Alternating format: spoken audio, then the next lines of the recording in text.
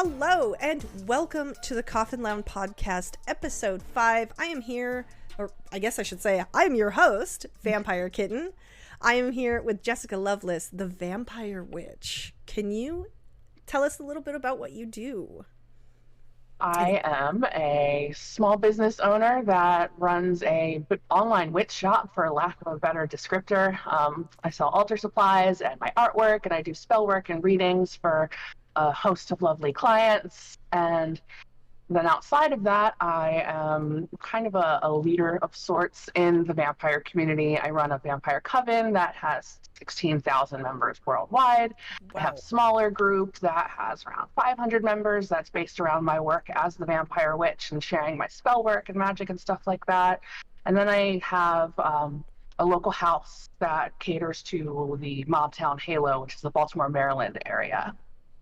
Very cool. That's the condensed version. So you have your hands full a lot. How do you, I guess my first question is, how do you keep up with all that? That's a damn good question. I'm not sure.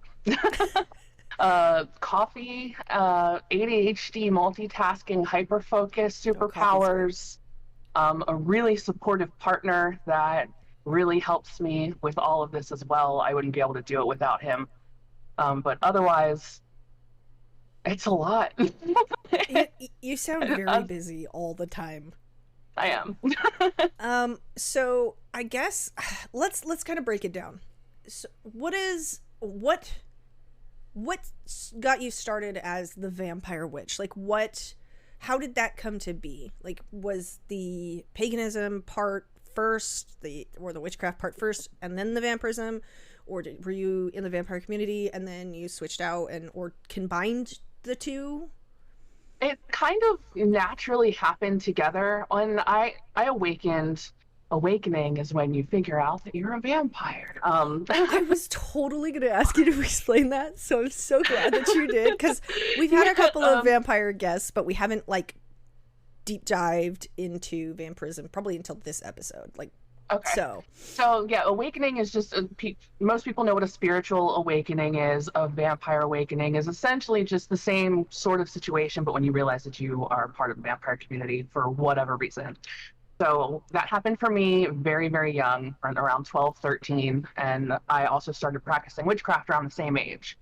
So I had this big giant awakening of my spiritual side and my vampire side at the same time. And because of that, my path the entire time has been very interwoven.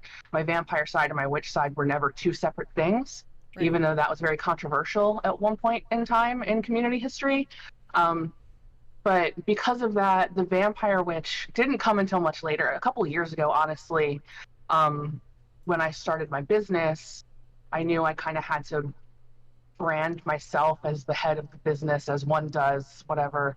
And I didn't really have a fancy name for myself. I didn't have a moniker or anything. So I was like, well, I'm a vampire and a witch. So we put them together, the vampire witch. Brilliant. So I just kind of ran with it. I'm VampireKitten, so I get it. Right. It was literally an AOL screen name. I'm dating myself. I mean, I'm so immortal. I don't know what you're talking about. AOL, what is that? That's so new. No, it was my AOL screen name, and there were numbers on the end of it, but I have since removed the numbers, and right. I was going by it for so long that I'm just like, well, I guess I'm the VampireKitten now.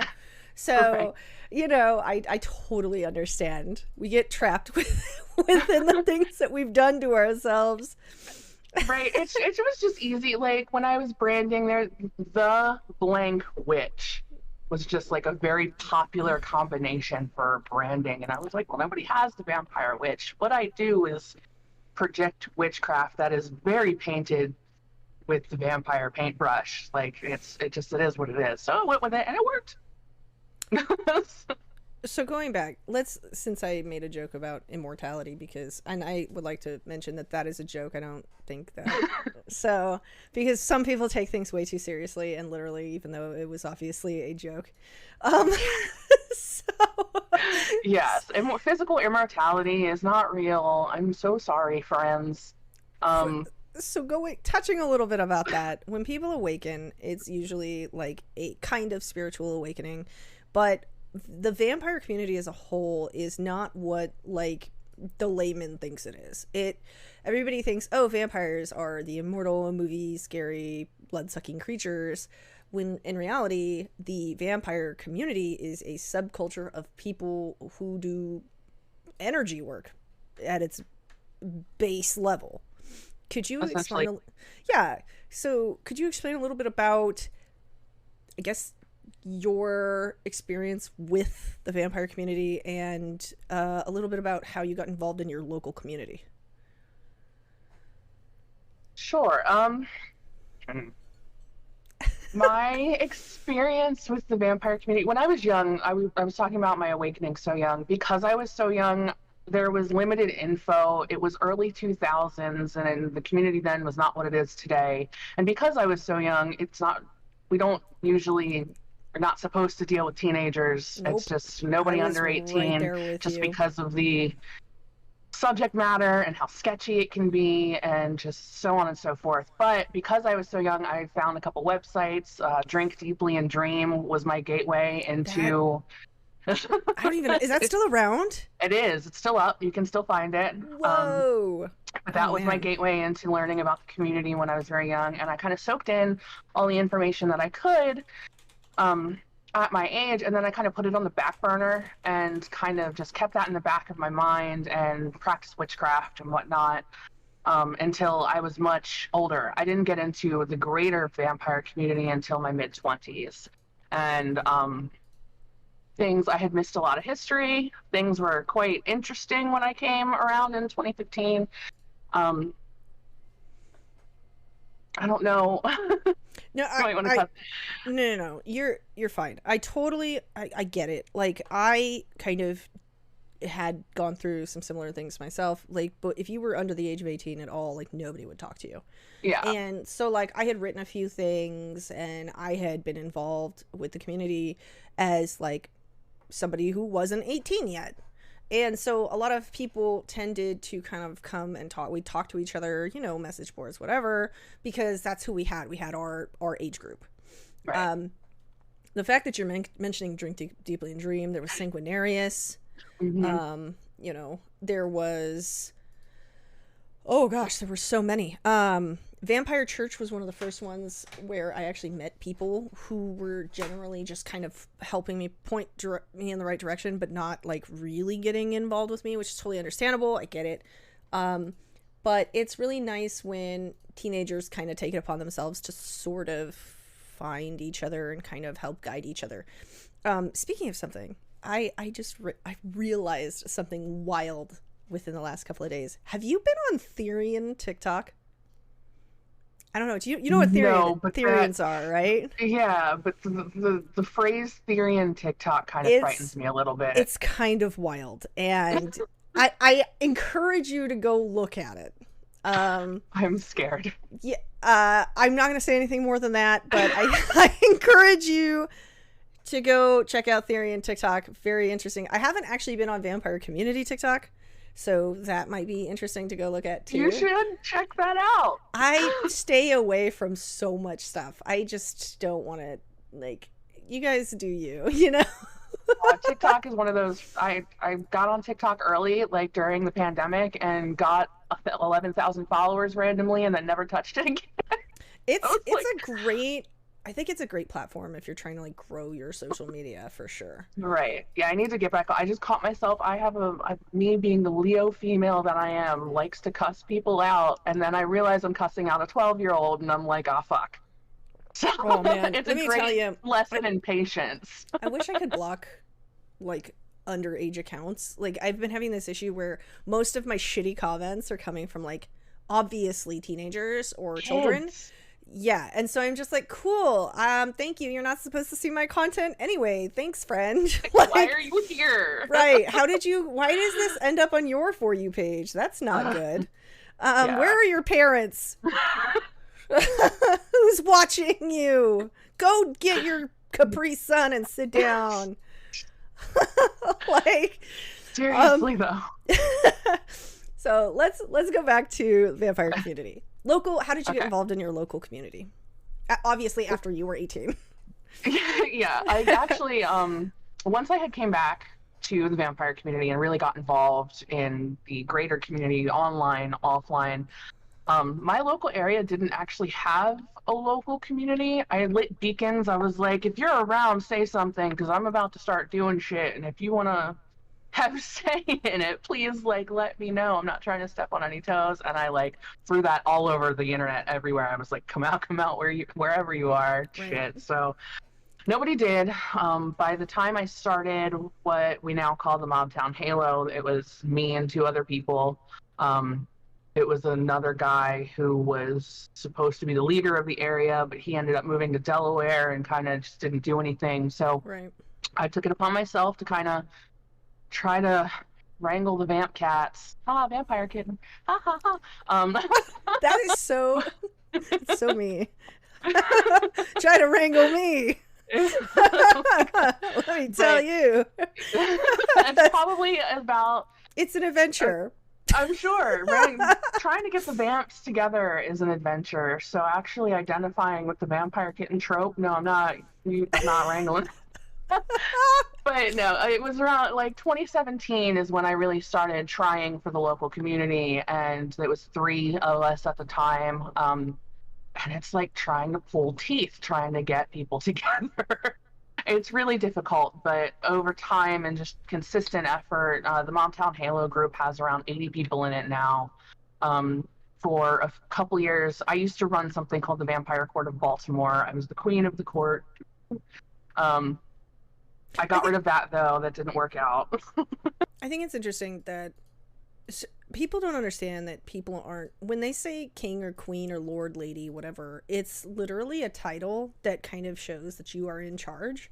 I don't think that people are in like trying to be kings and queens. Like that's just not how it is. I'm sure there's some that are, and I know that there are some, but most of the time when a house or a halo or a coven or whatever uses those terms, it's just because A, we fall back on vampire tropes because it's hilarious, and B, like there needs to be some sort of hierarchy, and the only thing that really exists for that is the vampire trope. So I think it's interesting that we still use those things. I mean, we could change it, but at this point, it's so now ingrained in the community that I think I we're have opinions on that just from my own personal experience of living that and watching everyone around me. I mean, if you want to talk about it, I don't know how deep into it. Okay. Well, so I was very. When I got to the community, I have always been a very passionate person and loud about, doing right and being, having integrity and honor and things like that. So I got roped into becoming the queen of the court of Baltimore and running Baltimore, and that was all well and good. And for about 5 years, I championed for people's ability to exist with whatever label or title or anything that works for them in their community and their little unit. And that's why I held on to the queen title for so long. But first of all, I hated it. I fucking hate like the idea of being called royalty makes my skin crawl. That's just not who I am. I did it because that's what I was supposed to do. But sitting there, a good 80% of people that adopt these royal titles have ego that drives it. Yeah, it goes to the head eventually as well. It starts noble, or they have these noble things that they project onto the internet, but they're really kind of douchey. And I've noticed it's dying down in popularity now that the MTV circus that was the Vampire Court of Austin has died down. A lot of people tried to emulate that, and I admittedly found the greater community because of that. I have existed so long with, the vampire part is it's part of me, but I mean, I put it on the back burner. I didn't know community, and the next thing I know, there's these motherfuckers on MTV, and I'm like, so when did this get so popular? Can we talk about this? Because the last thing I remember, so there are a couple of vampires in media. There's a couple of like Hooked on the Looks or whatever, the Truly does them now, where they kind of highlight people. There's also back when I was first starting out in the community, we had Mad House. Yes, Don Henry.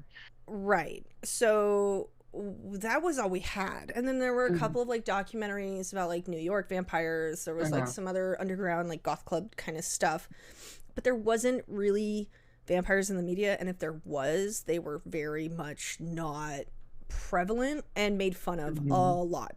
So I personally I don't know anything about the Court of Austin show. Can you explain like what was it called? Because I don't even know. It was an episode. It was 2 episodes of MTV's True Life. True Life. Okay, that tracks now. Okay, I was like, I don't remember there being a vampire show. No, they didn't have their own show. It was 2 different. It was I Want Respect for My Sect, and then I think it was an actual episode based on vampires that they did. All right, that's what I was wondering, because I was like, I don't recall there being another show. And then I'd also like to mention, this is not promotion. I think it's, I mean, I guess it is kind of promotion, but they didn't ask me to do this. I think it's really interesting. Have you seen what Michelle Belanger is doing? Yes. So New Blood looks really good. Yeah, super stoked that Kickstarter made it. I am really excited too, and I hope we get a really, really good like paranormal / vampire show out of it. But I'll make sure I put that in the description too, so people can find New Blood, because I think that you all should subscribe on YouTube and go check it out. Yes. It looks really good. So anyway, let's go back. Sorry. You were queen in this house. I was queen of the court. And then in 2017, I became queen of the court of Baltimore, but in 2018, I started my own house, because I already had known at that point that the queen part of my life was a temporary fixture. I was not going to be that forever, and I knew that, and I was kind of preparing for that. So I started my house. I'm sorry. I'm trying to. I got notes. I'm trying to understand. House of Omnia Corvus. Yes. Okay. Just want to make sure that's the house, right? Yep. House Omnia Corvus is the house. All Raven. We are all very Raven, Crow, Corvid gang spirits together. I love it. The concept Omnia Corvus, all Raven. I am going into like my personal practice. I am a witch, but I also kind of have an omniist view. Like everything tracks in a way. Everything, I kind of believe in a way that most things are just a giant game of telephone that are culturally biased for their area and their resources and, their stories and whatnot, but it's all kind of telling the same thing. So I have this omniist, like open to whatever, use what works kind of view. So Omnia Corvus, we take all the wisdom that the Ravens bring, sort of like how Hugin and Munin are thought and memory, and they see all the things and they bring the wisdom. So that's kind of where Omnia Corvus comes from. I like it. But we got started. I just kind of, like I said, I knew the court thing wasn't going to work. I used it as kind of like a public platform to draw people out of the community and be like, hey, we're here, we're loud, we have this vampire court. If you're vampire adjacent in Baltimore, like, hey, check us out, come play with us. We do like goth picnics every year, twice a year. We still do those even though the court's not around, but we were doing like museum visits and going to like state parks and just doing meetups to get to know each other and kind of drag people out and really get the community rolling, because there was nothing here. So that's kind of what the Vampire Court of Baltimore did. I dissolved that last year. Okay. Was there a reason why? I said, was there a particular reason why, or? My focus, I couldn't do the royalty bullshit. Like, I got tired of dealing with people. Like, there was this expectation that I was supposed to be queenly and ladylike, and I was supposed to be good to all the public of my whole kingdom, and like, fuck that. Yeah. So I mean, your whole, I guess, goals changed. All your goals changed. Yeah, my goals changed. My view of the community changed. I grew. I took off some of the rose-colored glasses that I had when I got here about unity and kumbaya and we're all gonna get along and we're all gonna do whatever, because that's not really how anything works, even though people wish it did. I don't know, that sounds really bleak. I don't mean to sound so bleak. You're not. No, actually, no, you're 100% factual. I left the vampire community for a really, really long time because I was personally tired of it myself. I was tired of the drama. I was tired of hearing about all of the very terrible things that terrible people were doing under the guise of the community. I was tired of people being shitty to each other for no reason because people had different opinions on how things, like, these are, end of the day, this path and any path that you take in life is your own personal path, and whatever you believe, despite what anybody else thinks, is what you feel and believe in, and nobody's going to change that. You can't say, oh, well, your paganism is wrong, or your meditation is wrong, or whatever is wrong. There is a generalization of what that is to everyone, and it's up to people to take that path and make it their own, which is why I'm like eclectic pagan. I'm a mix of a bunch of things. So it's, you can't tell me that what I'm doing is wrong when you don't understand my path because you aren't living it. Yeah, for sure. The wayism in the vampire community, it used to be so bad. It still is, but people have kind of lost steam post-COVID. I'm really happy about that. Same. But yeah, that's essentially, I just stopped catering to everyone and their shitty opinions, and I kind of have separated a little, not really separated because I'm also very loud and like, I am here, like, I'm going to say what I'm going to say, but I have carved out, like, my house is here, my coven is here. If you want to hear what I have to say, I'm over here. Like, if you want to be safe to discuss it, discuss things in a practical, down-to-earth manner, I'm over here. If you want to talk like you're an immortal cousin of Dracula, then I'm going to kick you out and tell you to eat rocks. Like, I curate my space. I have my own little space. I just can't do that whole everybody kumbaya and I'm going to accept everybody for whatever they say. Because, like, no, some people are full of shit and they're assholes. I want nothing to do with that. I understand that immensely. And honestly, we don't have to get along with everybody. Like, end of the day, our practices are our practices, and if you want to be on the journey, cool, but if you're gonna be a dickhead about it, let's, like, just not talk. Let's not hang out. I'm cool with that too. I don't need you in my life making me miserable. Yes. Some people feed on that shit though. Some people feed on that shit, and that's how they do their practices, and I'm just like, you can go somewhere else with that.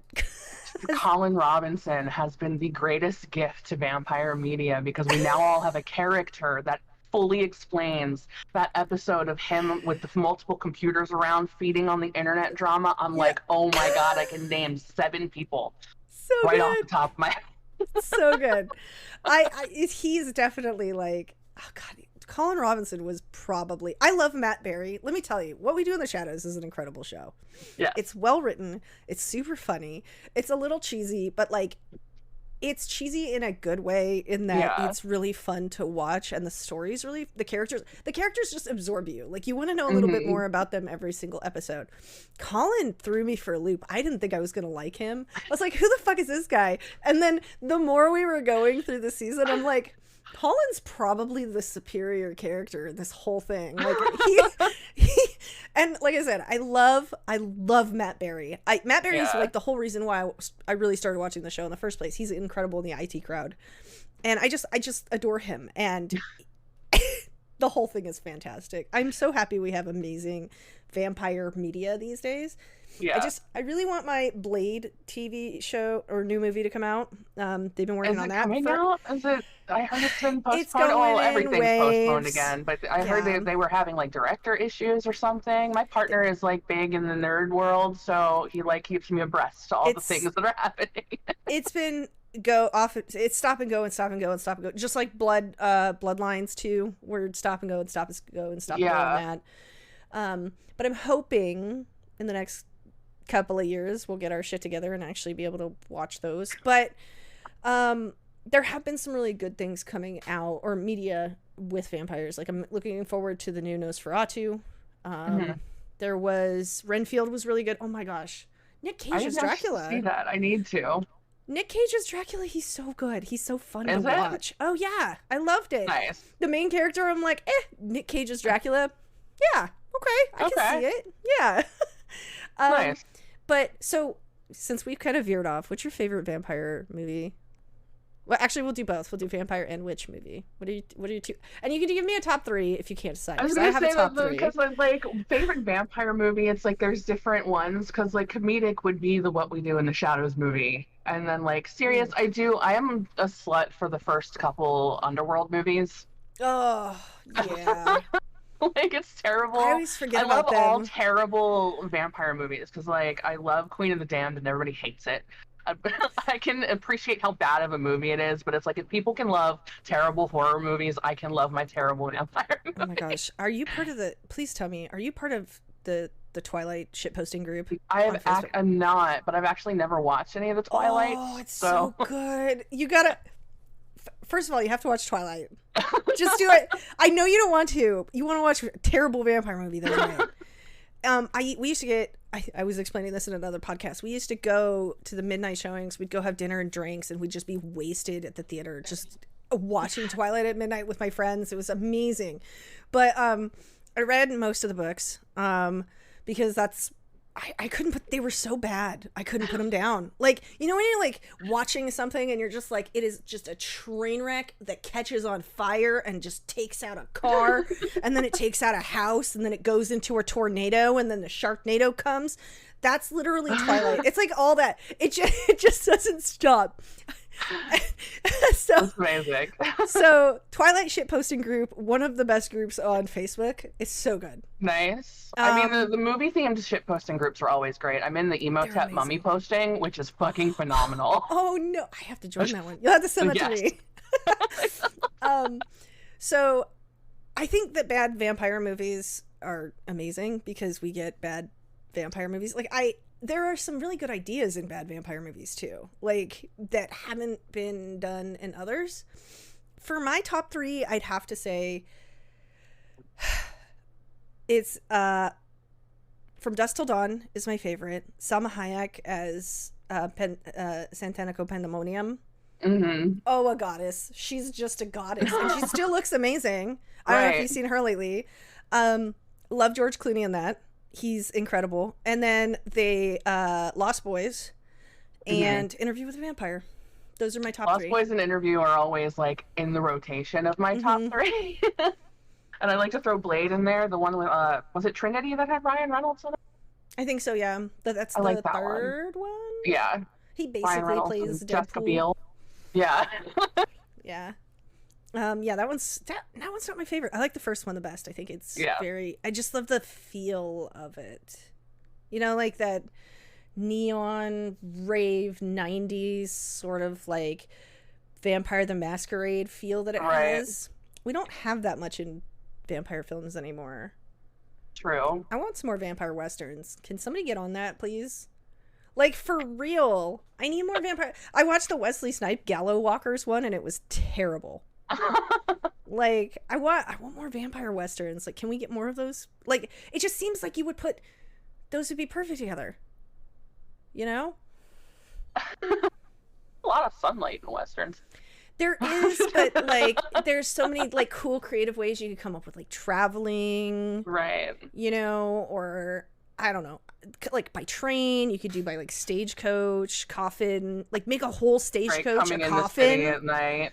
Right, that could be so cool. I'm telling you. Okay, what's your favorite vampire TV show? Why is What We Do in the Shadows the only one I can think of?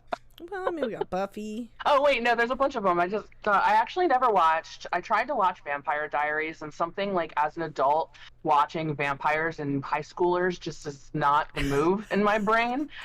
So, I feel that. So I couldn't watch that. And I was also somebody I never watched True Blood. I have to get on that. I watched the first couple episodes. My ADHD for watching things is so bad. If I can't binge it in a day, I don't want it.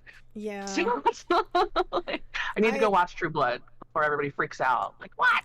So now that we've both veered off into some nether region of the internet and time and space, let's bring it back down to earth a little bit.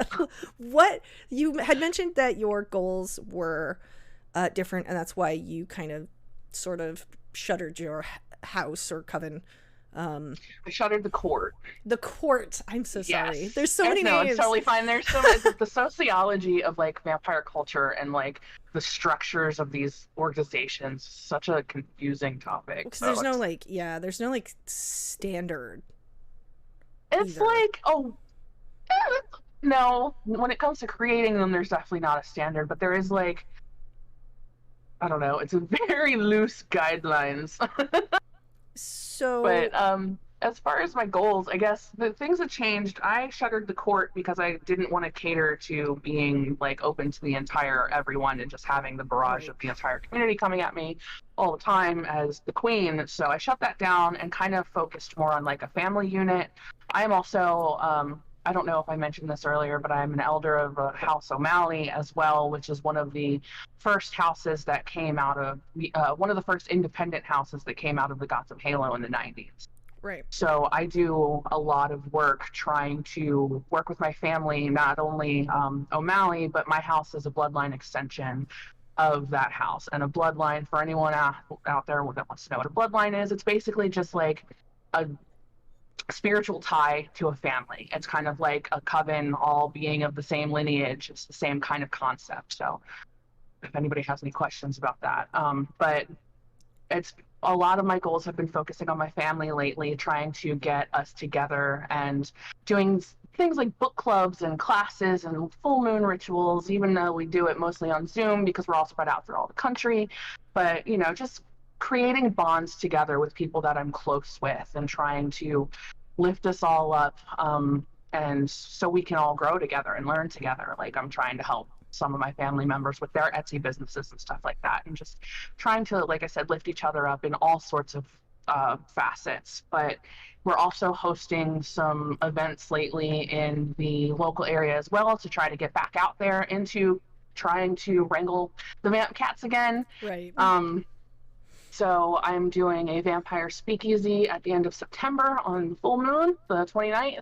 So that'll be fun. We're trying to get more like events that are very obviously created for vampires and anyone that is adjacent to the vampire community, witches, goths, anyone that is open to us is welcome. But it's about time that our area has like a visible haven or event where our kind can come and be ourselves. Right.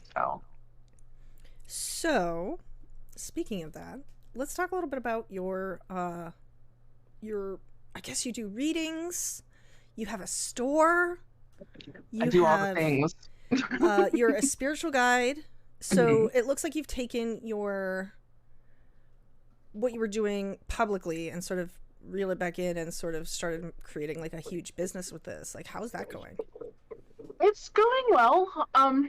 Before COVID, I was a security manager and for a decently large event production company. Right. And through that, I had to kind of guerrilla psychiatrist a lot of people. I don't know if I know you have, but music festivals in the woods can get real interesting, and people do a lot of interesting things and ingest things, and they have crises.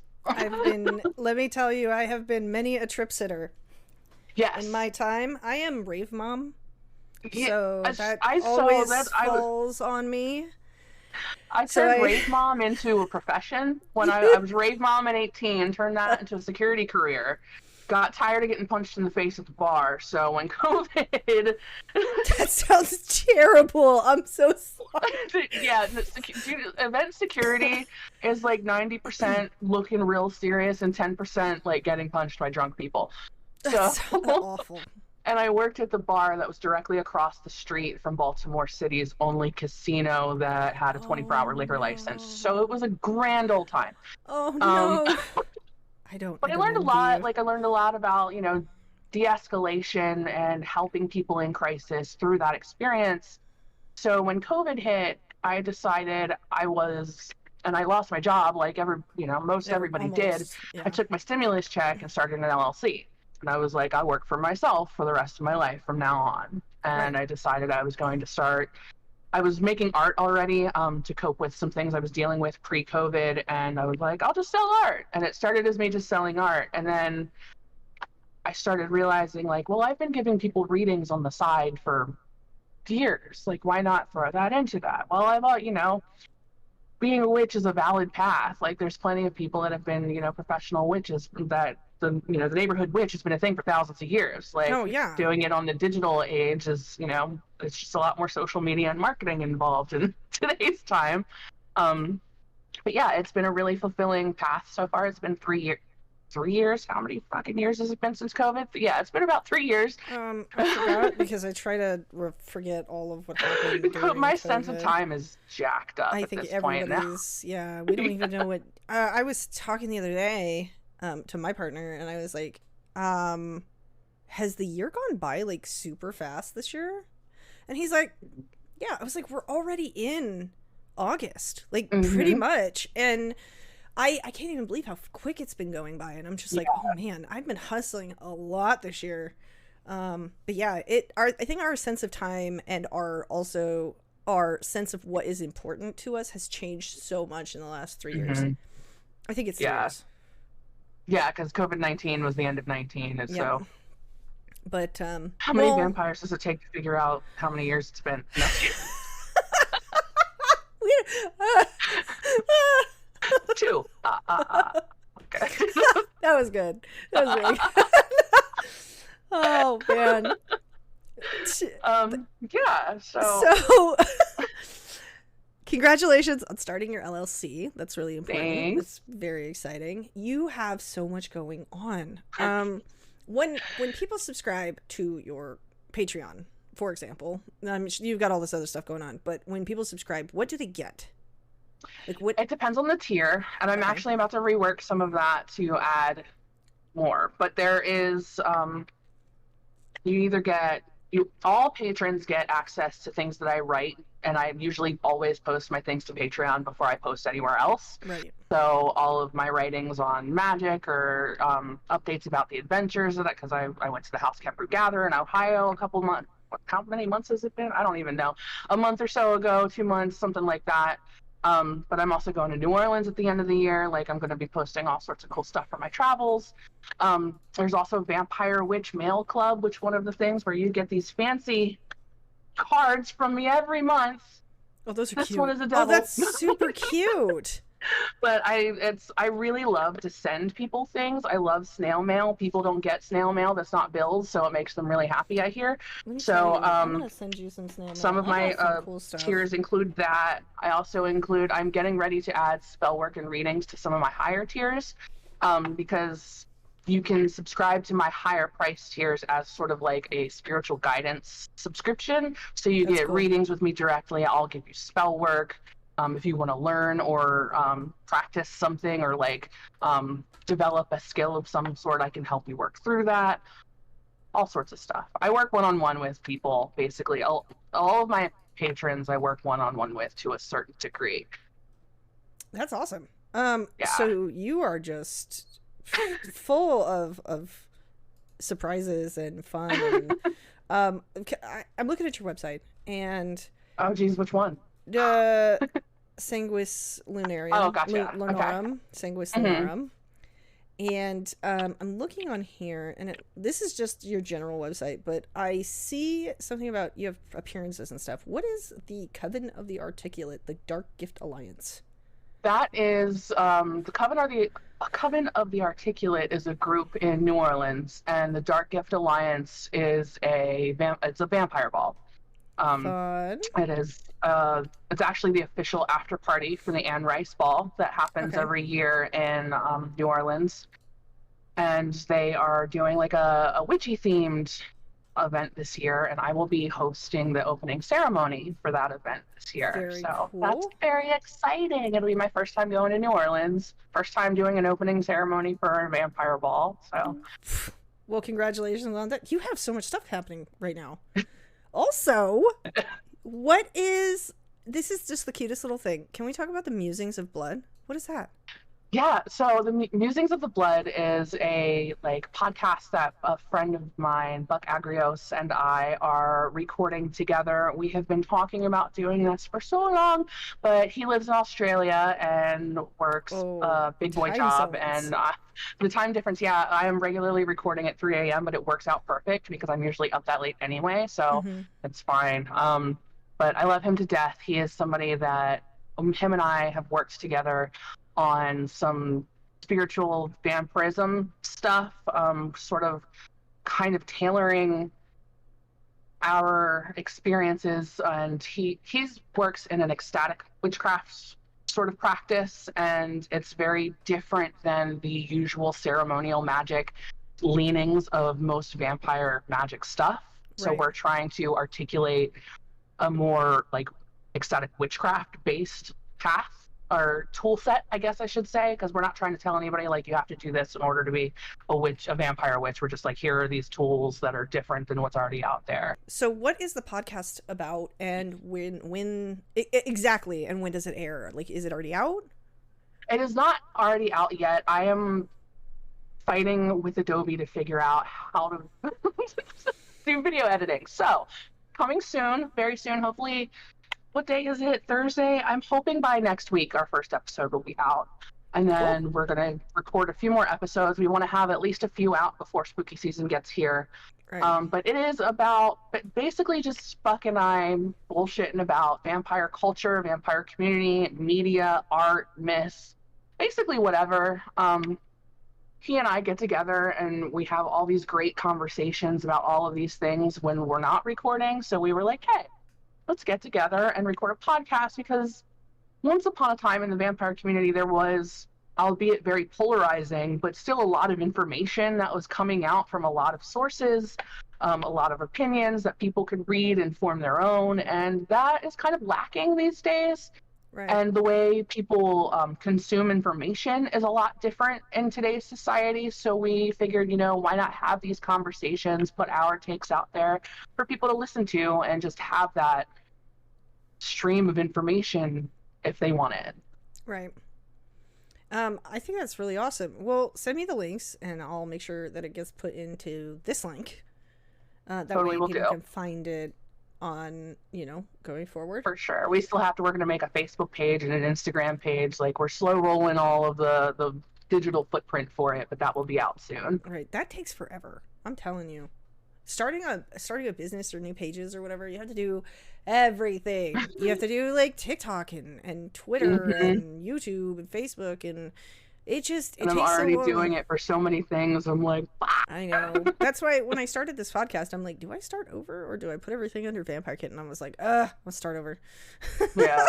Like, so, well, that's really cool. I'm actually looking forward to hearing that. How long are the episodes gonna be, you think? I think our first one is an hour, give or take. I think we're shooting for, Buck says he wants to shoot for half an hour to 45 minutes, but I do not foresee us getting less than an hour. But we'll see. So anywhere half an hour to an hour. Okay. We're not trying to go past an hour. We don't want it to be like too long and drown out forever, but right. You gotta find that sweet spot. You'll yeah. find it. We'll figure it out. I think sure. this is my first time for me doing anything like this, so it's super learning curve, but I'm excited about it. So I want to go back a little bit. Okay. We talked about our favorite vampire movies, and I want to hear Okay. about your favorite witchcraft movies. What are your favorites? What are your favorite witchcraft movies? I Put you on the feel spot. bad for being a terrible cliche, but The Craft is just a classic. I feel like The Craft everybody loves, though. I know. It's not a cliche. Like, it's kind of one of the more real adaptations of like I think that's why. like the Coven mentality, like how people get together and sort of practice together. I think it's a good the shadow example. side of it as well, with Nancy going off the rails, and it's like, of course it's not going to be quite like that in real life, but let a little power go to your head and you might pull a Nancy. Oh my gosh, I'm gonna use that forever now. Hey, why are you being a Nancy today? You're being such a Nancy. Oh, nobody will know what I'm talking about, but it's fine. I'd have to say I have a comfort film, and it is kind of silly, but whenever I'm like feeling down, or well, I have two comfort films. Whenever I'm feeling down, or I'm lonely, or I'm sad, or I'm angry, I almost always 100% of the time will put on Practical Magic, because that movie, I know it's so cheesy, but that movie for some reason makes me feel so good inside. Like, I don't know what it is. I think it's just like they solve all their problems, they figure it out, and then they're like good to go. And then Right. true love, duh. So like, so I love Right. Practical Magic. And my other one is The Love Witch. Okay. I love The Love Witch. I think it's really well shot. Have you seen that?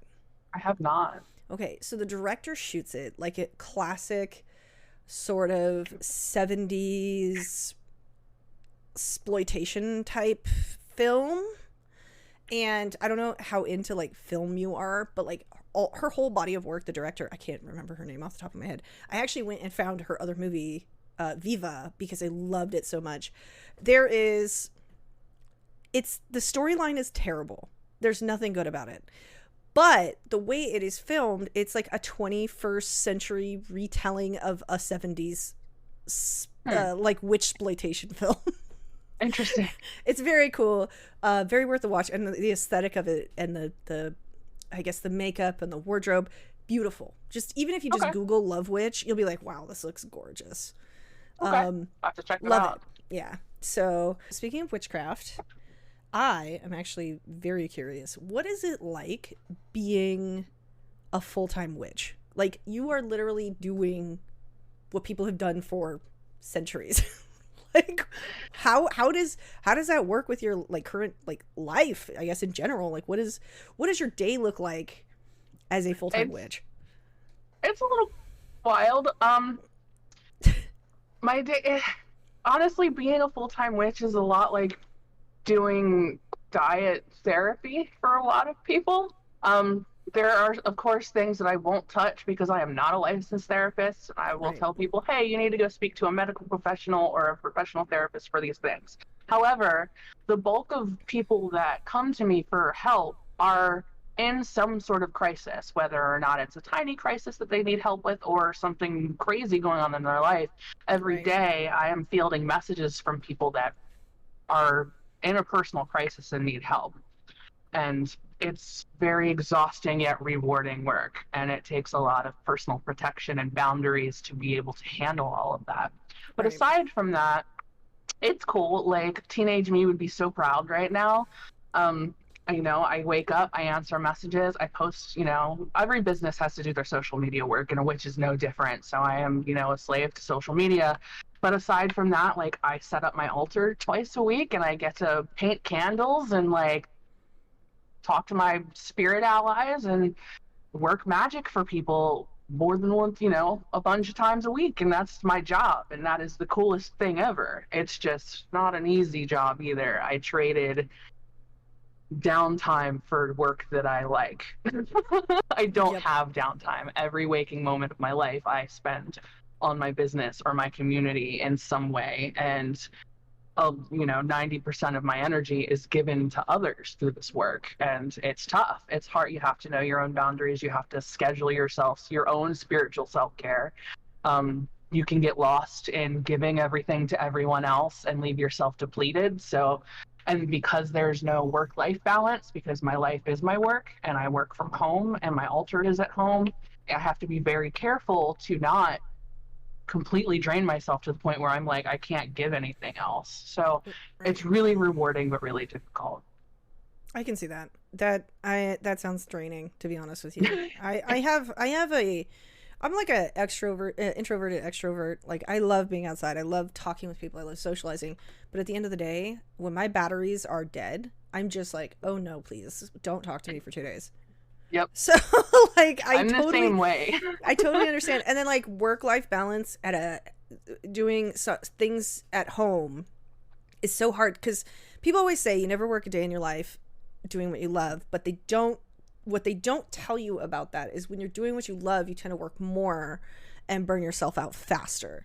Mm-hmm. Especially if you have a remote job or you work from home or you run your own business. You will work 60 hours a week versus the normal 40, and you won't always get paid for it.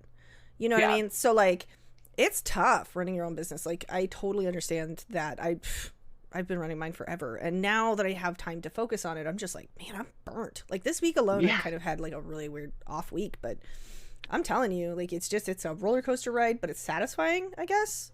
Yeah. So I totally understand that. Literally, that is really cool.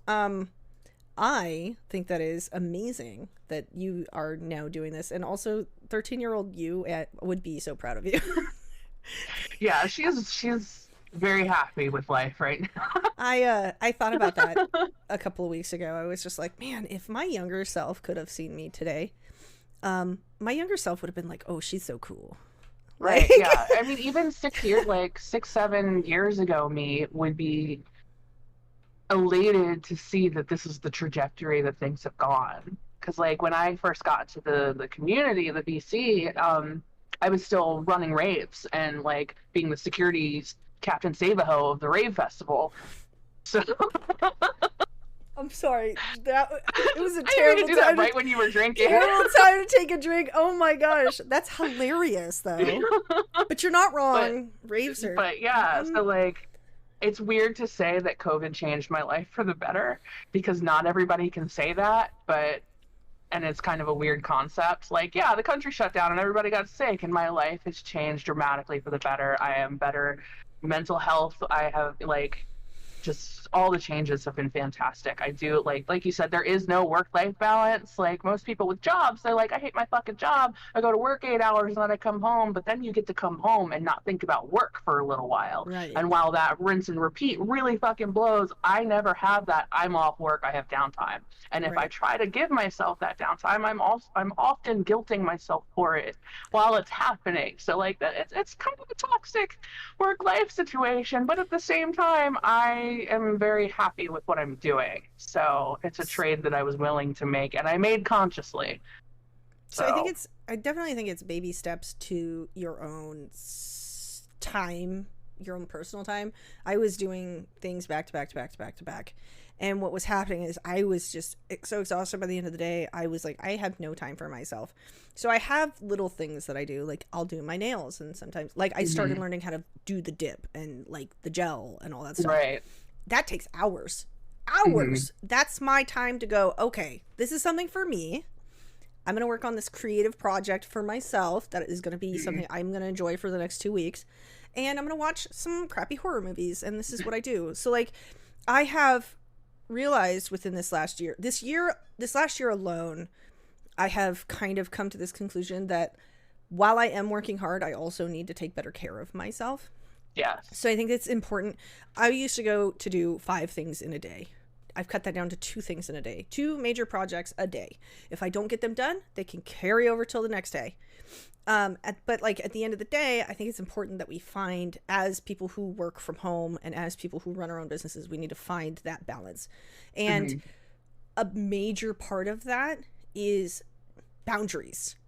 People have no idea how many boundaries I've had to put up in the last year because people were just taking and taking and taking and taking from me. And so when I laid out boundaries, first of all, people didn't like that. Second of all, it's not, I can't give my whole 100% to you. If I give 100% to you, I have no percent for me. So I totally agree with that. And it's just like, people who are listening that run their own business, I hope that you take the most important advice that I could give somebody as a business owner. Take time for yourself. For sure. Like you have to. Clients will still be there in an hour after you've had your meal. Like they will still be there in the morning after you've gone out and had a date and ate some food and like took some time for yourself. Like, yeah, because I did the same thing. I had to do the same boundary process because people will take and take and take and take, and they don't mean to do it. They can only come to you from their perspective, and they only have their stream of consciousness. So they have no freaking clue how many other people are coming to you with their hand out, and how exhausting that is. Like, you see Right. the depression memes where, or not memes, but the commercials. It was like a antidepressant commercial where it's like they're colored, and every time they touch somebody, every Oh my time they do gosh. something good for somebody, they Wasn't drain, that the like, color drains from them. like And the then that's Zoloft exactly what it's like. commercials? I think it is a Zoloft commercial. Okay, it was a little. He was like a little dot. Yeah, What there was the that one? blob dude. Oh, I the think there's a blob blob. dude. Yeah, the blob dude, and then there was one where it was a cartoon of a guy. I don't know if that was a Zoloft No, no, no. commercial or Oh, not. But it's I the know which same one you're talking concept. about. Yeah, where they were just taking all the color out of him. Yeah, I know exactly Yeah, what. but That's it's such just a. like that as a business owner, like, especially Mm-hmm. as somebody, if you're providing a comforting service, or like, or anything, it doesn't even matter what you're doing. But Right. from my perspective as the witch, who I am there to kind of comfort people, give people readings when they need help, give people spell work when they're in crisis, like, it's really hard to hold those boundaries when you also have empathy for people's situations. And I Right. find that good people that run small businesses can get taken advantage of, because they want to give, they want to help, and people will pull on your heartstrings. But then you're suddenly left depleted because so many people are coming at you with these stories, and you want to help them. And sometimes you just can't help everybody. Right. Absolutely right. I'm telling you, small business owners, listen up, because this is the stuff that you learn after you start your business. You Mm-hmm. don't know it before, and then you learn as you go along that you just have to find your balance, and it's so hard. And it doesn't make you a bitch to have boundaries, because No, people will not at start to all. make you Not at all. feel bad as well for not Can't feel catering guilty. to them at the moment. And they're like, jump, jump, jump. And it's like, no, oh, no, well, you're a bitch. Cool. Exactly. Thanks. Glad we could have this talk. I Good, appreciate yeah, you. good talk. Thanks. Goodbye. Um, so okay, that is really cool that you are doing all this stuff. I think it's incredible. You've got a lot on your plate. Where can people find you? I am on basically all social medias. If you type in the Vampire Witch, Vampire spelled with a Y, you can find me. You can Google it, you can find me. But I also have a link at sanguislunarum.com/linktree. You can find basically all of my contact and then some on that page. Facebook is the best way to get a hold of me if you want to actually contact me and talk to me for anything. Find me facebook.com/thevampirewitch. Yeah, I think that's. Do you have any releases or anything that you're talking about that are coming out in your store? My store, I am actually, because I am a Leo. We're having a big Leo sale for August at my store, Cute. which is, I think it's etsy.com/shop/thevampire, you can also find that on my link tree, or I, whore it out on my Facebook page all the In the time. description below. It'll be in Down the there. description. Click it. Yeah, down there. Click it. So what are some of I'm actually looking at your store. What are some of the top selling things that you have in your store? So product wise, I have my yes no coins. People love those. I do have one right here. It's got yes on one side, no on the other. So if Very you don't cute. feel like making a decision, you don't fucking have to. I also make they are little openable acorn Oh, I was thinking lockets, I guess. about The getting acorn one of top comes those. off, and I Yeah. burn the Algiz rune, but I put dots on it so it looks like a crow footprint. And then it comes with a little tiny Mjolnir inside of it. So it's a little So protection and cute. strength amulet. Those are my two top selling physical products. And then my spell work, I have group spells have been really popular. People love those because each client gets a number, and I number the candles so they know which one is theirs. But then I take video clips, and like I get my little bit like videographer itch in, because I make these cute little videos where I like give tours of the altar while it's burning, and it's all pretty, and I put music on it. So I'll post a whole bunch of those in my Vampire Witch Society group, so everybody can see it while it's happening and get updates while the spell work is happening, and people love to just be involved. That's cool. So I do those. I do those for the dark moon, the full moon, and then I'll have like some random topic ones. Like we just did a money drawing spell 2 days ago.